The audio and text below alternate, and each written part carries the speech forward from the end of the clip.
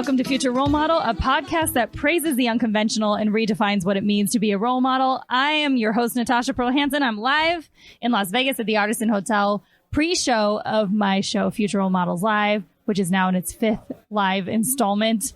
And I have a really exciting guest today, Jon Orlando, Vegas local. I got excited. I thought someone else was on when you said very exciting guest. I was like, who is it? Well, I met you on the first show with all the girls. Yeah. You're a friend of Jacqueline Marfuji's. Yes. Although that was the first time I ever met her in person. Oh, shit. So, yeah, we're Facebook friends. We have a common friend, which is Brian Howie. Do you know Brian Howie? I don't know Brian Howie. You're better off not knowing Brian Howie. Yeah. He just brings nothing to the table. She said that too. She was like, fuck Brian. Yeah, exactly. Yeah. But yeah, so we met on that show, and then you have a couple local radio shows, podcast. Explain Vegas Junkeez and Action Junkeez. Yeah. So I started with Action Junkeez about 3 years ago. It'll be 3 years this January. Mm-hmm. Literally just driving down the street. My quick background, I did stand up poorly for 10 years from like 92 till 2002. Shit. And I realized it wasn't funny. It took that long to come to that realization that I'm not good at this. Then we'll get into that. Yeah. I shifted over to, I owned a PR firm for 10 years. And after the comedy career? Yep. And then I was in like the tech world for 5 years and hated it. And then took a couple years off. And then most recently, 3 years ago, I was like, I think I want to do a podcast. And so, I started Action Junkeez with a buddy of mine named Jake Ellenberger, he's a now retired UFC fighter. And we used to talk about just all things adrenaline related, all things action, So we talk about a lot about fighting, obviously. Yeah. And then Vegas degenerate type stuff, blackjack, poker, roulette. Which is perfect. I've got crazy war stories from the past, good and bad. Oh my God, I'm excited for this. Yeah.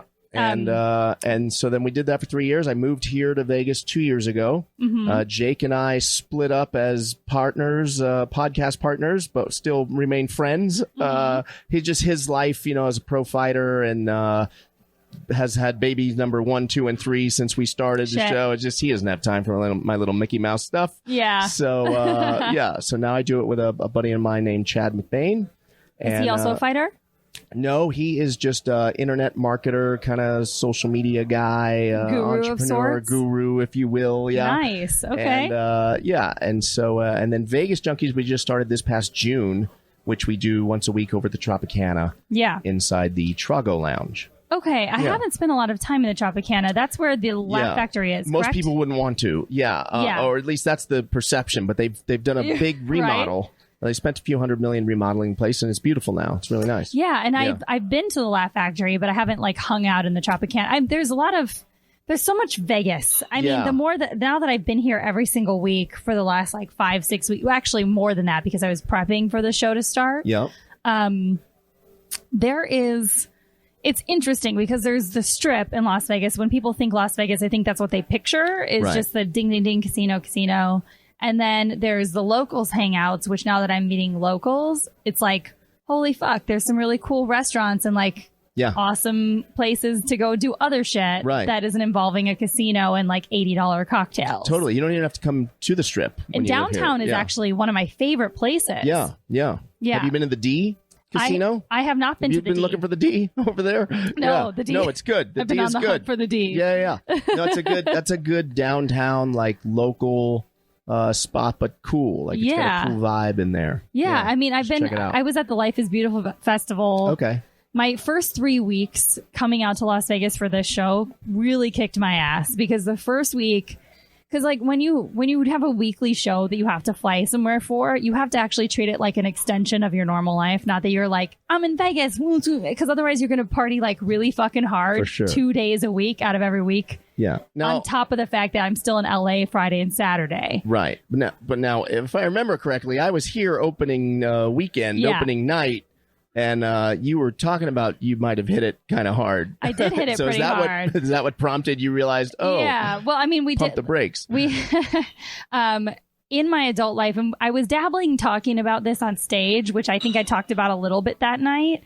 But I decided to gear away from it because now I know I'm going to be doing Edinburgh next year. So I know what my next hour is geared around. And so I'm not going to go any sort of drug route. But I do, as a human being, I literally really have enjoyed certain drugs I never thought that I would like in my 30s because I do them like I have money and I know people that have like proper connections. So like, I'm not talking about like heroin and shit, but mushrooms and Molly when they're done right and like a little bit enough. Right. It's a good time. They are fucking awesome. Yeah. I've never tried mushrooms.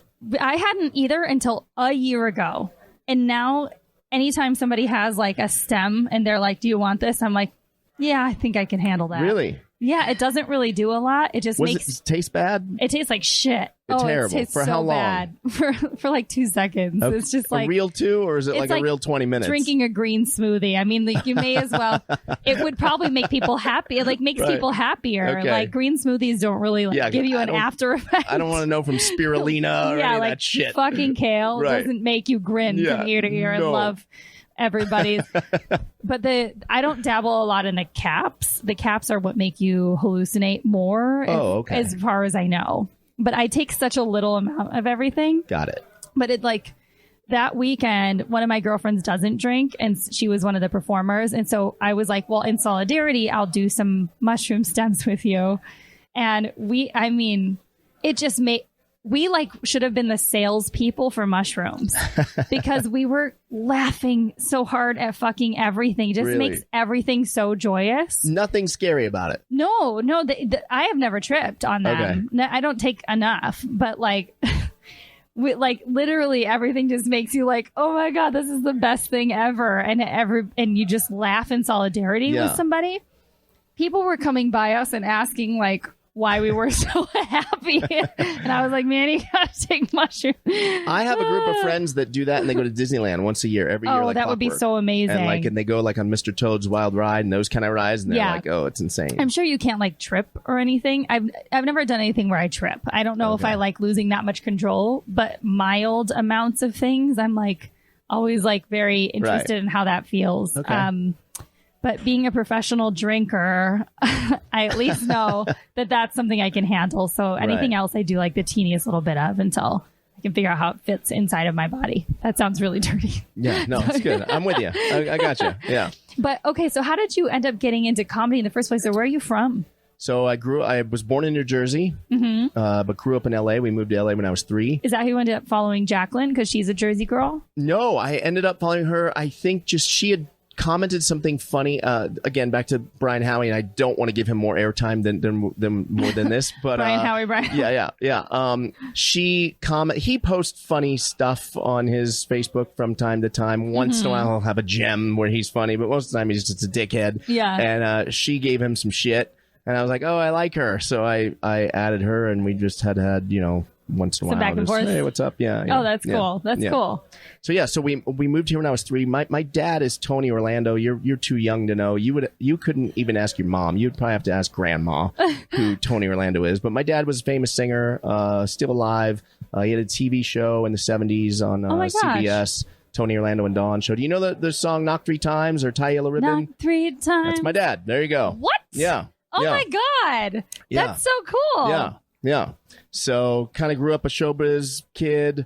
I was painfully shy when I was little. So you grew up in Vegas, really? No, grew up in L.A. Grew up in L.A. So yeah, we moved there when I turned 3. He got a TV show. Okay. So his show replaced Sonny and Cher. They got divorced. Yeah. And so then they needed a replacement show immediately. I absolutely know who your dad is. Okay. I used to guy watch with the mustache, 2 black girls. Yeah. Wow. He was in the movie That's My Boy. If you saw That's My Boy with Adam Sandler. Yeah. And Leighton Meester. He plays Andy Samberg's boss. Oh my gosh. Kind of a heavy set guy with a mustache. He's gained some weight since the 70s.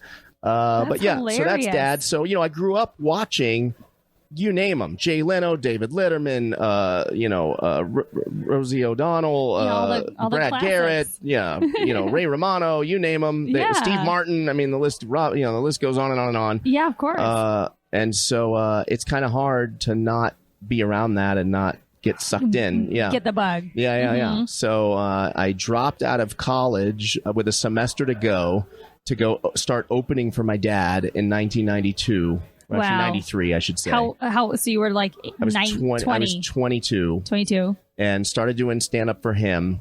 First time I was ever on stage was to 2,000 people. Never did open mic night, nothing. Like, literally, he knew I wanted to do it.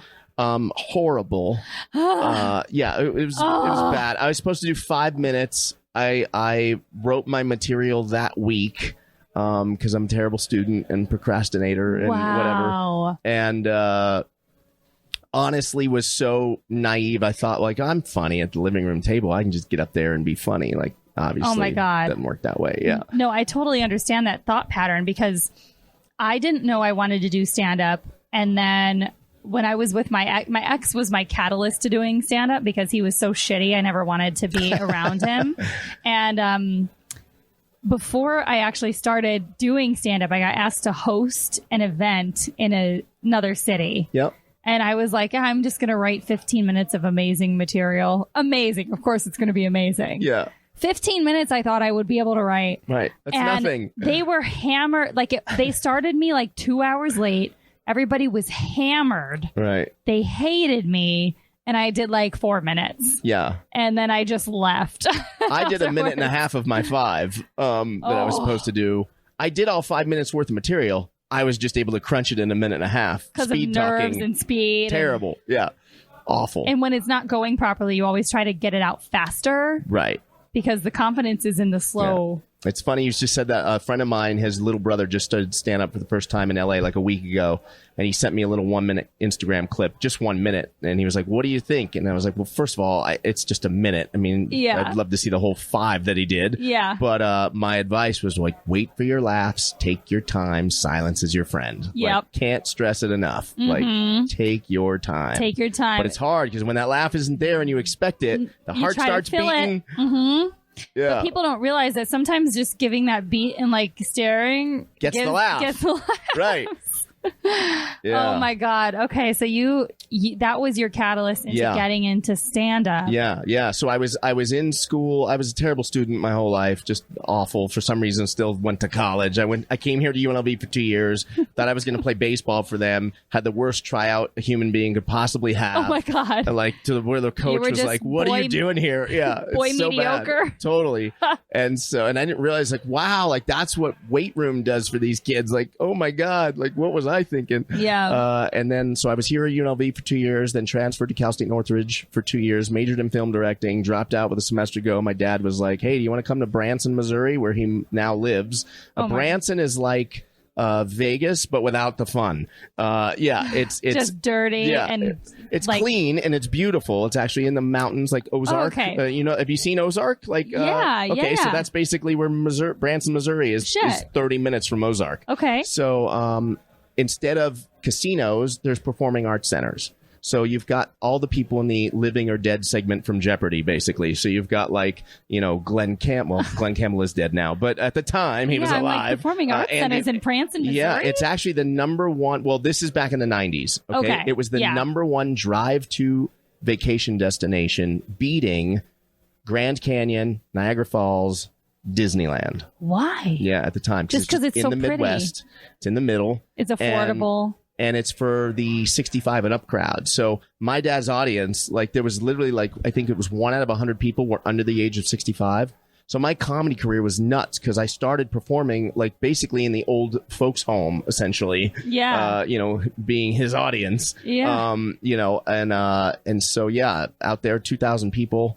Entertainment Tonight was there somewhere. There's a horrible clip of me on Entertainment Tonight. First time ever doing stand-up. It's so bad. In the 90s? Yeah, 93. Yes. It's I'm going to go find it. Please. I'm going to find it. Yeah, it's terrible. It's so bad. Like, just embarrassing. Oh, shit. Yeah. So, like, as a kid in LA, before you got into the stand-up and stuff, I mean, what was your exposure to the LA scene like with a famous father? Yeah, so luckily, I had a pretty normal famous father. He wasn't like a party guy or anything, although he did kind of go off the rails in 1977 and Who didn't ended go up off in the rails rehab. in He ended up on the cover of People magazine for checking him. Like, my dad made checking into rehab cool before it was cool. Wow. Yeah, like it was frowned upon back then, where now it's like a cool thing. Yeah. Like, way to take care of yourself, buddy. Right. Yeah, totally. So, he was best friends with, do you know who Freddie Prinze is? Yes. Okay, so Not junior, but no, senior. I know. Yeah. Okay, just checking. Got to check. I figured you did because you're comic. So that was my dad's best friend.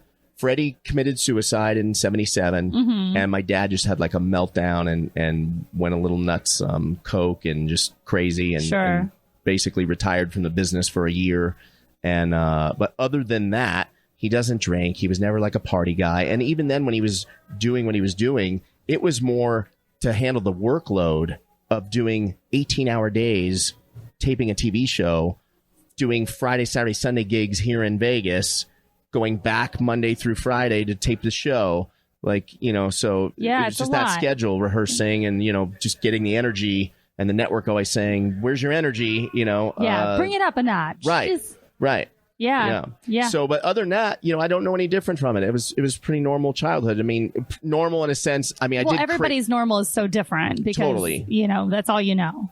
Yeah. Like, for example, I went to a friend's house because we had Dodger season tickets when I was little. But then one time our friend was going to take us with their tickets. So I go over to their house, and I guess I don't remember this, but I made a remark. They told my mom, I made a remark. I said, what time does the limo come to take us to the game? Not everybody takes a limo to the Dodger game. Yeah, I didn't know. So, had a little privileged life, obviously. Of course. But at the same time, I think mom and dad are pretty normal. Like, wasn't like I didn't get into drugs or anything when I was young. Interesting. Yeah, I had never been drunk, and actually to this day I'm not sure. I think I've really only been buzzed as opposed to drunk. Never had a sip of alcohol all through high school, all through college. Nothing. I was a good kid. Gambling was my vice. Blackjack was my vice. See, and this is a vice that nobody's really touched on yet, because when everybody thinks of a vice or things that are like, maybe irresponsible from your past, they always think of drugs, alcohol, partying, sex. Yeah. Nobody really thinks about the gambling. Right. But this city, like, the more that I'm here, the more that I realize that this is like a major issue for a lot of people. Yeah, for sure. To actually get a hold. Like, I have total self-control over gambling. I just set a limit and I stop. Right. But there are people that just... Yeah, my limit used to be whatever I could get. Yeah. Whatever you get your hands on? Yeah.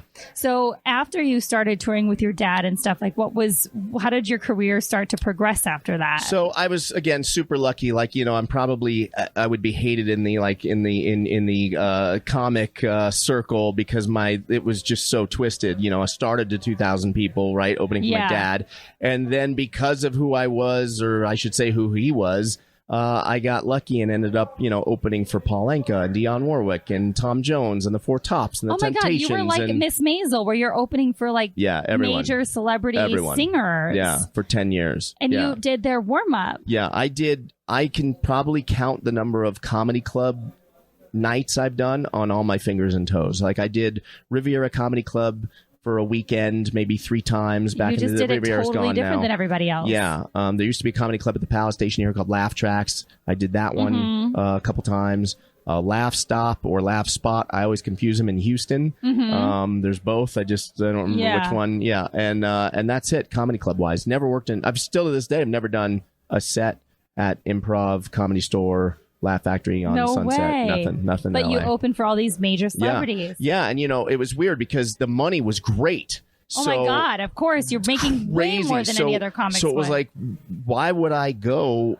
Like, do that gross grind. Now that I can look back, I wish I would have.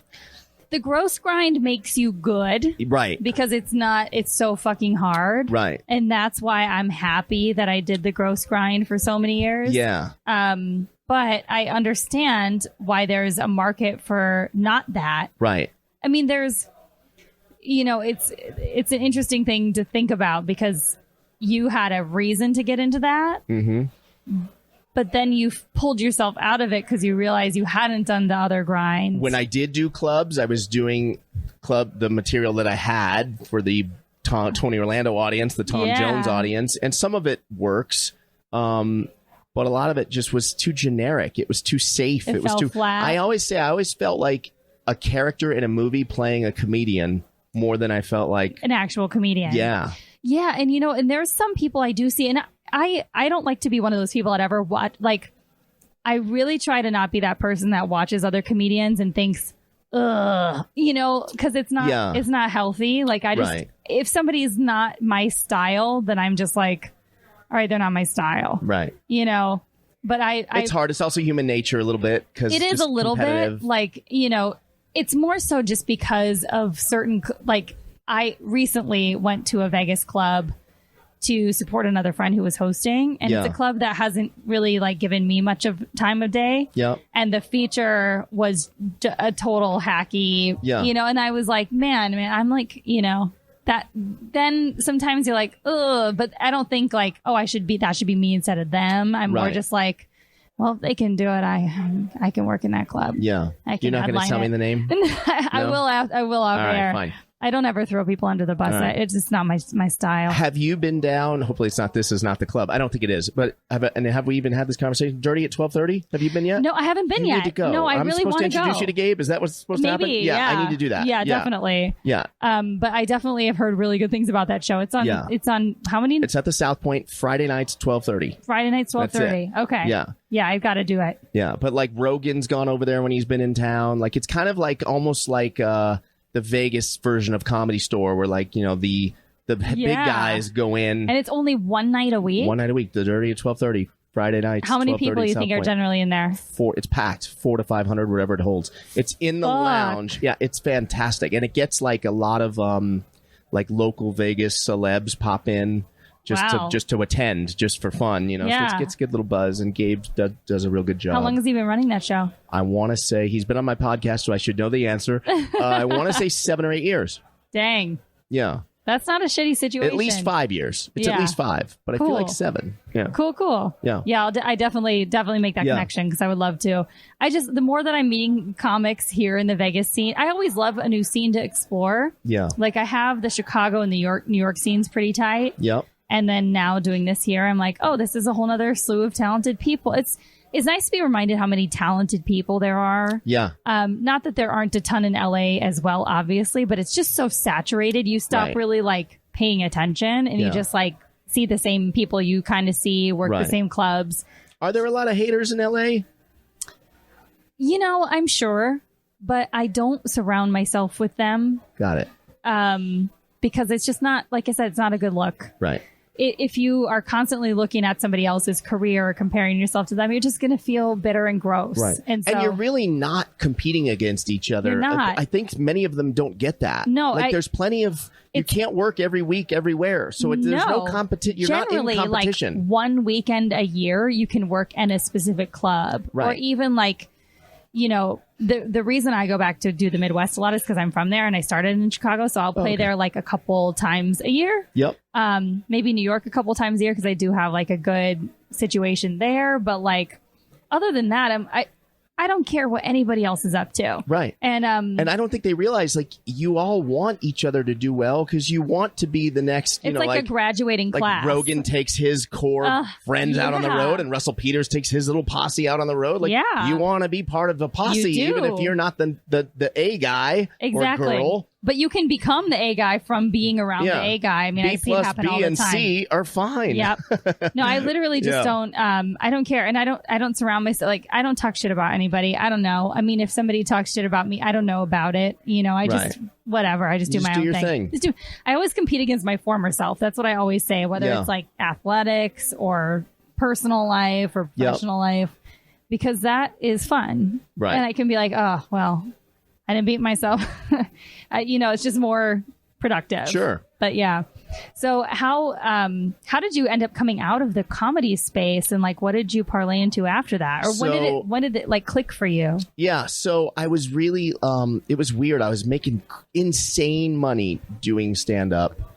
Can you give us a ballpark? Yeah, I mean, and again, this was back then pricing, so I don't know what it's like now, but I bet it's probably still close. I mean, I was getting anywhere from $2,500 up to $7,500 for 15 to 30 minutes. What? Opening for people. Oh, that is way more. Yeah. So that's for one night. $7,500, like if I did a college, where I did a handful of colleges opening for someone at a college. Yeah. Cruise ships, I get like $7,500. Way. $7,500. Way more than comics. But like get. one night for Tom Jones, $2,500. Oh, that's like $2,500 is like a weekend of headlining when you're like just breaking into being able to headline. Right. Yeah. So if I did comedy clubs, then I got an awakening. Like, I would be like a middle Yeah, you'd be a feature. And I would get like 17. 600. Oh, I was getting like 17. 17? Oh, Yeah. shit, because they knew what you got paid. Yeah, maybe so. Yeah. Yeah, you were making way more back then than people actually make if now. I opened, I would get like 900. And I actually liked opening more. I like no pressure. I didn't like the pressure of following. Because again, I was never happy with my material. I would see the opener. I'm like, oh, I'm fucked. Like, you know? Yeah. I got one headlining gig here at Laugh Tracks. And it was cool because I was on, Laugh Tracks is gone, but it was at the Palace Station. I was on the billboards. I don't remember who. I want to say the middle was Peter Berman, maybe. Do you know him? Is he still around? I don't even know. I know the name. Or maybe John Manfrotati. Do you remember him? No. He was on Everybody Loves Raymond multiple times. Okay. And I remember, like, I literally went to the guy, and after the first night, like, I had to follow one of them. And I was like, hey, man, I went to the club, the manager of the club, whatever. And I was like, this isn't going to work. Like, I literally went to them and I was like, we need to flip flop this. Like, I don't care if you change the money. Like, it doesn't like I'm not going to make you come to me to say that. Like, yeah, I'm going to volunteer. Like, I don't have the chops for this. Like, I'm not ready for that. Crazy. Yeah. And you were doing like at least like one gig a month, at least multiple, like 10. Yeah. You were making sick money. Killing it. Whoa. Yeah, I was murdering it. So you have no idea. Yeah, but then as crazy as it sounds, I was miserable. So I was murdering it on stage, getting murdered at the blackjack table. Yeah. And then you were wasting a lot of the money? A lot of it. Yeah. But I saved a lot of it too. But then ultimately, so you mentioned Molly, or that little friend Molly. Uh-huh. Yeah. So after I turned 30, can you imagine? After I turned 30, a month later, tried that for the first time. Mm-hmm. Loved it, obviously. Yeah, it's great. Should be legal. It's amazing. Yeah, it's pretty great. Yeah. I would say it's not addictive. I don't believe it is addictive. No, but yet I chose to do it every week, multiple times a week. Oh, that's a lot. For a year. That's a lot. Yeah, like crazy. It's like a one-nighter every once in a while. Yeah. Like a piece of cake. Yeah. You know, like, I'm going to have this little treat. Right. So I had dessert 4 times a week. Fuck. For 1 year and blew through a lot of money just fucking around. Took the year off, quit doing stand-up. Was kind of burned out. Like, I know it's. Then, by the way, this is not like a poor me speech. I don't mean it to come off like that. No. Yeah. But, I was just kind of like burned out because I hated my routine. Well, here's the thing: you didn't have a frame of reference, right? Like, that's why I'm happy to have grown in succession in my career as I age, because I know how broke I was, right? And I know how little I had and how little I made for so long. Yeah. That, like, as things start to go better, I'm like aware of how to budget in some sort of way, shape, or form. And I grew up soft. Let's just be honest, right? Yeah. Like, I grew up. It was weird. Like, I was not a spoiled brat, but I had everything I wanted. But I was a good kid. Yeah. Like, I was not troublemaker. I was kind to people. But you also weren't polite. aware of your actual, like, monetary value. Yeah, I didn't. I was just warped. Like, how could it not be? I grew up in a 10,000 square foot house. Yeah. Like, what do I know? Yeah. You know, so I don't know from the struggle or then. So how do you get material when you don't even know from the struggle? Right. Like, what is that like? Just to give somebody, like, a reference. Like, so when I first moved to Los Angeles, I worked at the Four Seasons. I cocktailed, and then I also, like, worked the junkets and stuff. Yep. And so the Four Seasons Hotel, I was exposed to everybody, which was great. It was something I would never have wanted to do again. This was like 8 years ago, right? Okay. But it was so great to be exposed to a lot of, like, people that had pretty fucked up mentalities about stuff, because they had no real life awareness. Right. So example was, this didn't happen to me, but it was another one of the servers that had worked there for like 16 years. We were talking about this when Michael Jackson was still alive, and him and his sister would come in different times, his different sisters, and they had, like, different weird requests, and they were just very strange people. Not mean or anything, but just strange requests. Yep. A lot of work. Yeah, I've met them all. They're strange. And I was complaining one day because I had to do something for God, not Janet, but what's the other one? LaToya. Yeah. I was like, what's the other one that nobody knows about? Really strange. Yeah. Sweet, but strange. She had certain things that she needed, like, on the table when you just knew she was coming into the place. And I was complaining to one of the servers who had worked there for 16 years. I was like, yeah, I have her fucking table. And she's like, I know that it's a strange request and she's a lot of work, up for little money. But let me just explain to you and put this in perspective. And she told me about a time where Michael Jackson had been sitting with his manager and his assistants, his whole entourage. Mm-hmm. And he went to his assistant and he said, I want a Snickers bar, and handed the assistant a $100 bill. The assistant runs off. The assistant comes back, hands him a Snickers bar. You know, he just peels it open and goes to start eating it. And she was standing there and she was like, hey, where's your change? And he goes, how much is a Snickers bar? Come on. He had never bought anything for himself since he was 5. That's so crazy. So like who knows how many times his assistant had been running off and just like taking $99. Right. But like he didn't even pay attention to that. And then she happened to be there and she was comfortable with him and his team because she had worked there forever. Right. And she was like, what about your change? And he was like, what do you mean? How much?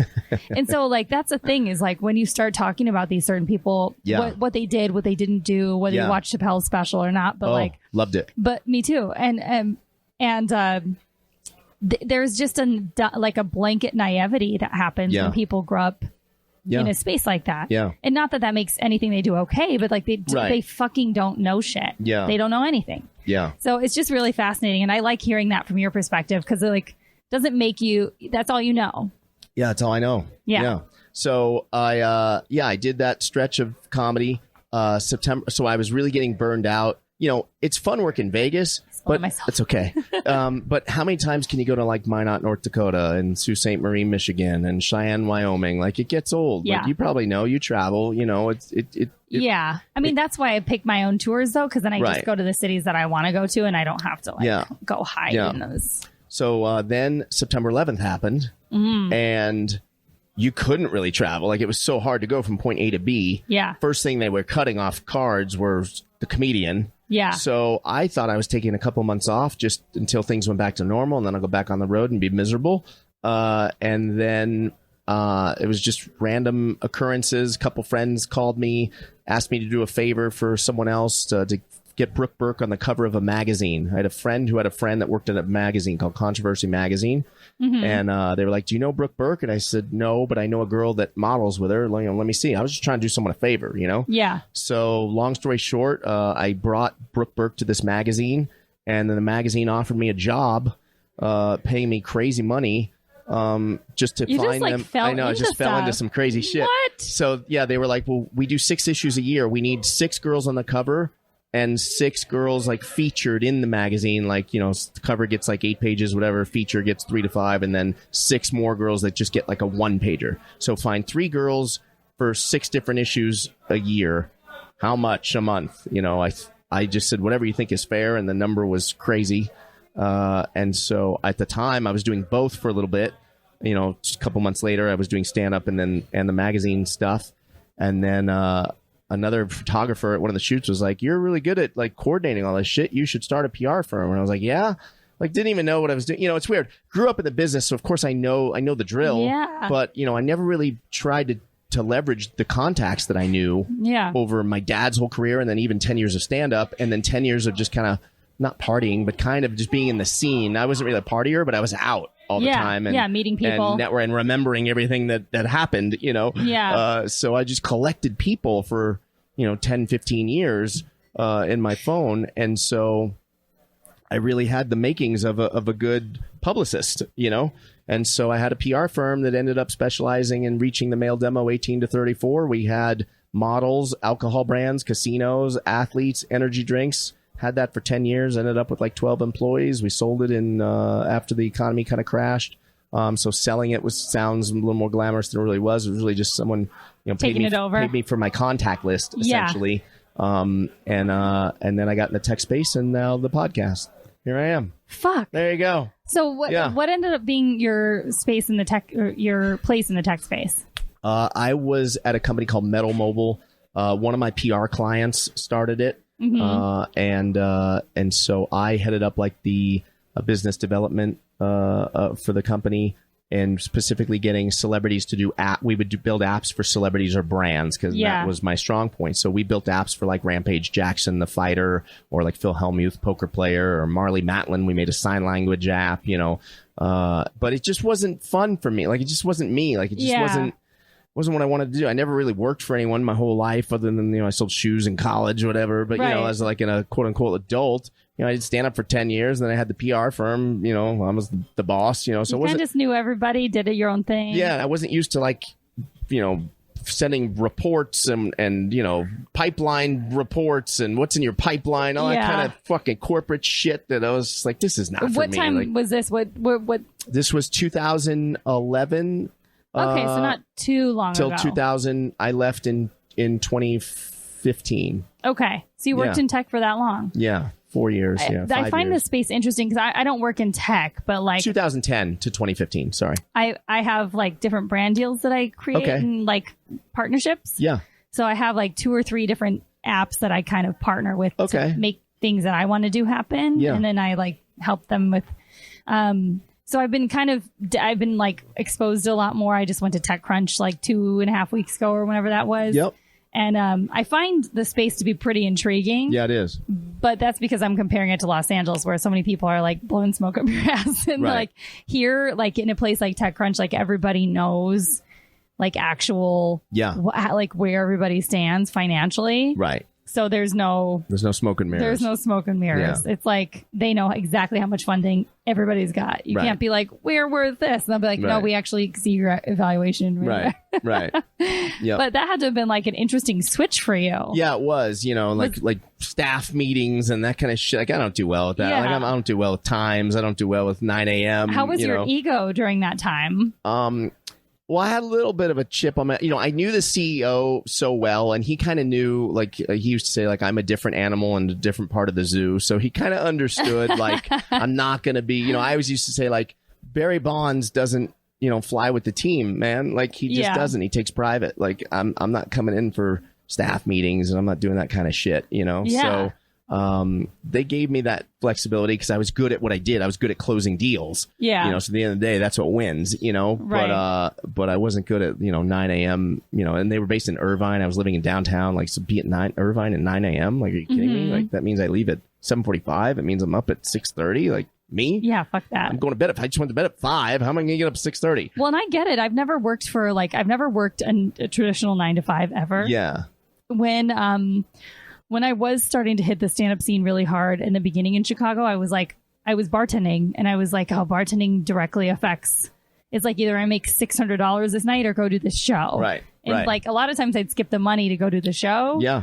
And then I would be like, fuck, what am I going to do about the money? And then I have to like, I don't know. I have to enter some weird contest or something. Oh, yeah? Yeah. There was like a number of times where I entered random contests. And like won, and what rent type was of due random the next day. contest are you entering? Like costume contests I didn't know was happening. Dance contests I didn't know were happening. They were nothing I knew was happening. I just went right place, right time. You got dance moves? You know what? Really? I got some shit. Do you? Do you really? I thought. Wait, are you on TikTok yet? I thought I was going to be the first fly girl, or seriously? Not the first fly girl, the next fly girl. Wait, are you on TikTok? Do you know what that is yet? I know what it is. I'm not on it. You're blowing it. Why? You got to get on it.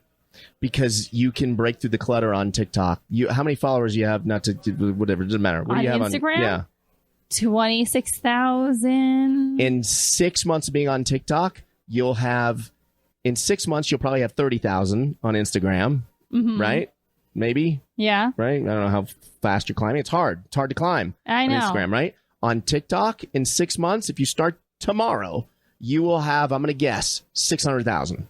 What? I shit you not. It's insane. What the fuck is it? It's insane. It will eventually be the new Instagram.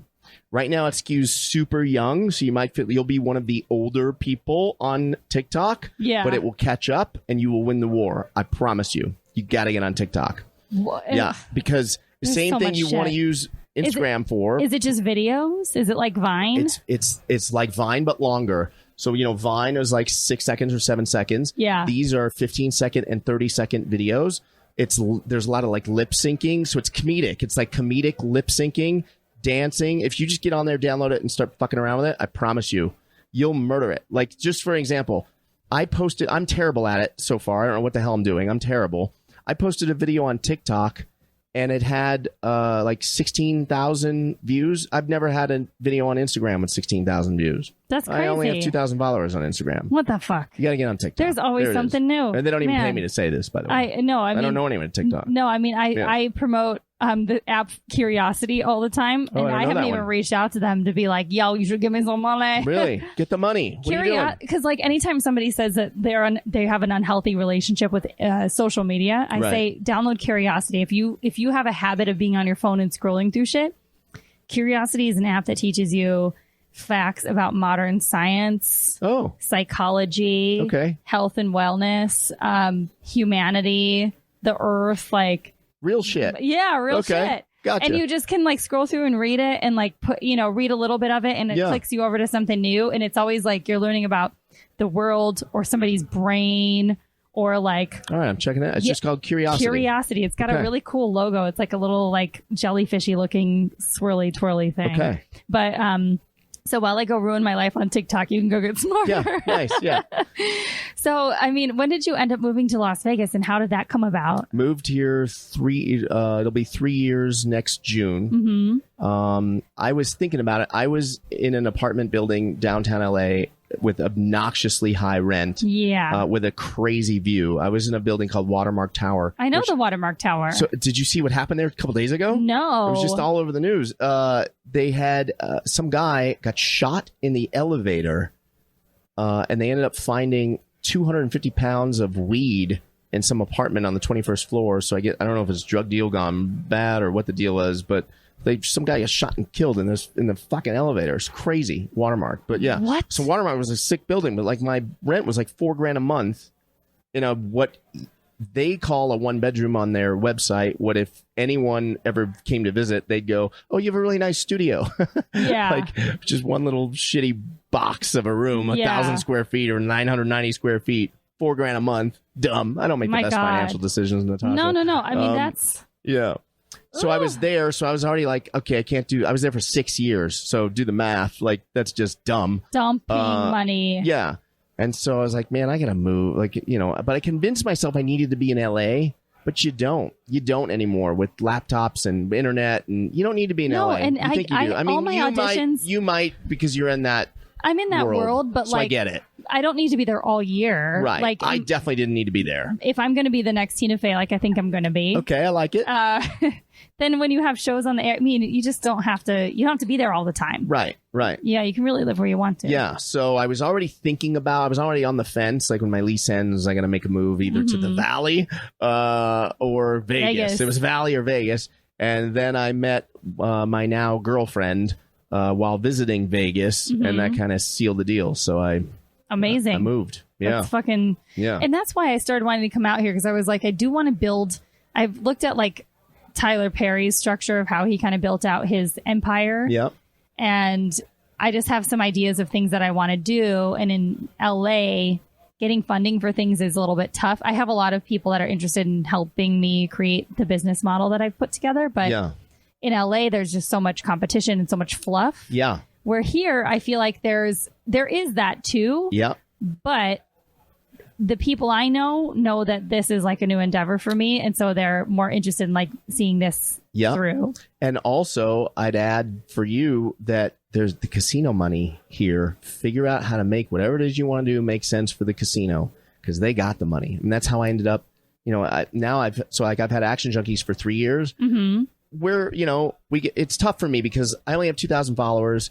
I can't even do a swipe up on Instagram. It's tough for me to keep a sponsor happy, just being real. Like I do the best I can. I try to leverage it and package it and figure it out, but it's tough, and some don't want to play the long game with you. They have their corporate bullshit above and they're black and white. Yeah. They can't, I try to pitch it as like, a billboard, you don't know how many people got affected by driving by the billboard or seeing an ad in the magazine. 40K, 50K. So my podcast is the new billboard for you. Like instead of you'd rather play with me. I have a shot at getting you X amount of eyeballs and something goes viral and doing something really cool. Where the billboard just doesn't. It's just dumb money, and you can't even prove why someone bought Calvin Klein underwear when they saw it on the middle page of GQ. Right, you don't exactly. know. You don't know. So that's why Instagram has been such a tool for people. You get you get exact numbers from that shit. But like Vegas Junkeez, I just started in June. Vegas Junkeez makes just as much right now as Action Junkeez. And Action Junkeez been around 3 years because I was able to cut a deal with a casino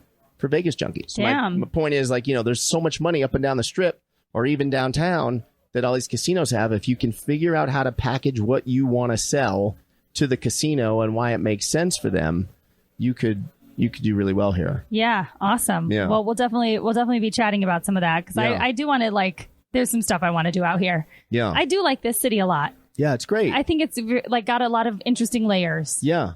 Like the strip is just a very tiny surface piece of it. It's the tip of the iceberg. I live in Henderson, like Green Valley Ranch around there. I don't know if you've ever been out there. It looks like Brentwood. Like, it looks like San Vicente in Brentwood. Like, it's nice. Like, you don't realize you're in Vegas or close to it, but it's not. It's not like slot machines and... Well, it's so affordable out here. I'm like, I could start like a whole studio here and like... For sure. Have space and, avail... Because even just running anything in LA... It's crazy. It's nuts. It's literally half here. Yeah. Like rent-wise. Yeah. And then gas is cheaper. Everything's cheaper. And then you don't realize how much LA just pounds you in traffic. Like, you're so used traffic to sitting and taxes, in it. Motherfuckers. Traffic You're so used to sitting in traffic, you don't realize what it's doing to you just in your head. Yeah. Until you get away from it for an extended period of time. I feel normal? Why? I can't go. And I love LA. Like, I'm a huge Dodger fan. Like, I love, I like the Grove. Yeah. Like, I like my LA restaurant. I like my Dantana's. I like my shit, out there. Yeah. I can't do it. But it's right there. It's like a 30-minute flight or 4-hour drive. Right. It's so close. But then when I get there, I'm miserable. Like, I'm like, you can't go anywhere. Yeah. You can't go anywhere. No, it's true. So you're happy you made the move. Yeah, I love it. Yeah. I feel like you're kind of owning Vegas. They're like I want to be. Yeah, I want to be. That's the goal. I really do. Like, I just said to someone else, I'm like, I want to be like, I'm Jimmy Kimmel of Vegas, or I'm Jimmy Fallon of Vegas. Like, yeah, well, that's who I want to be here. One of my best friends, and he's here. He's the one that just brought me food, but he's a pro poker player out here. Oh, okay.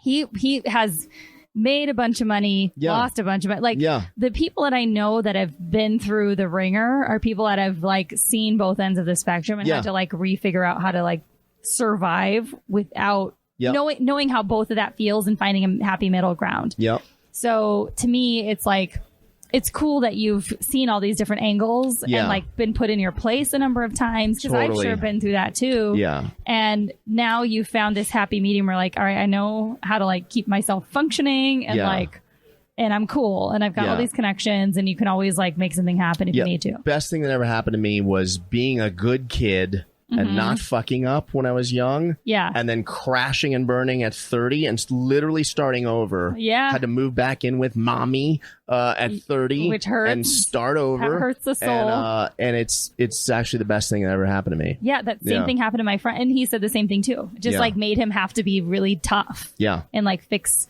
we all have to be smashed a little bit in the face to be successful at what we want to be. So go ahead and plug your socials and let everybody know what you're... I'm Jon Orlando, and I don't have an H. I'm just Jon, Jon Orlando at Instagram, Jon Orlando on Twitter. Vegas Junkeez, Action Junkeez. Vegas Junkeez, Action Junkeez. We spell Junkeez, Junkeez, and that's not because I was clever. It's just because actionjunkeez.com spelled the correct way was $18,000. So I had to get creative. Yeah, that's it. And that's that. Yeah. And you can find me, your host, at MPH Comedy. You can follow the podcast at Future Role Model or at Role Model Pod on Twitter. All my upcoming tour dates and all of these shows in Las Vegas are at nphcomedy.com/TIX. And any closing remarks? No, thank you for doing this. I mean, this was really great. Thank you. It's crazy how Instagram, you can slide into the DM when you're not being creepy. And things can happen. And cool things happen. Yep, exactly. So thank you. And I'm glad you could hang out the show tonight. And bye. Bye.